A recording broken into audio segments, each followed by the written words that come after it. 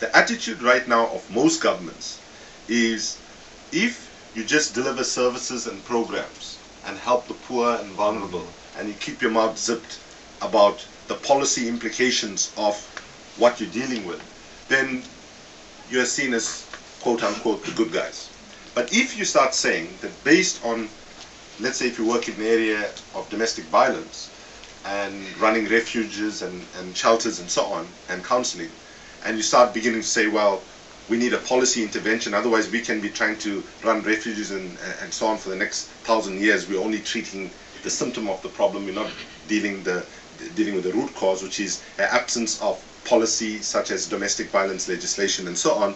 Then what we've been getting in many parts of the world is government saying, well, hang on a minute, we are elected by the people, that's where we derive our mandate to make policy and act on policy. You folks in civil society are self-appointed do-gooders, why should anybody listen to you?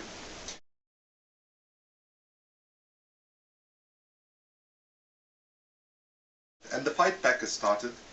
There was a big convention in the UK called the Convention on Modern Liberty that has just happened in end of February, and we have to fight back. The important thing though is, and this is my appeal to you in conclusion, that I think in countries that have stronger democratic traditions like Ireland, for example, you all will win back any spaces that you lost and any civil liberties that you lost.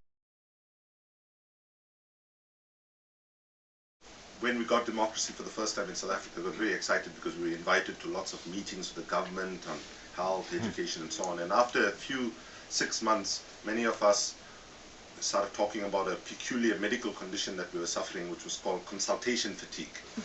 Right? And quite often what we began to make a mistake, we were making a mistake of confusing access for influence. And I think when you think about your position here, you have to ask whether in fact having access, having engagement and so on, is it a time gobbler and a time waster, or does it actually give you the real ability for making an impact, influence and changing the conditions of the people who are marginalized and vulnerable? Thank you very much.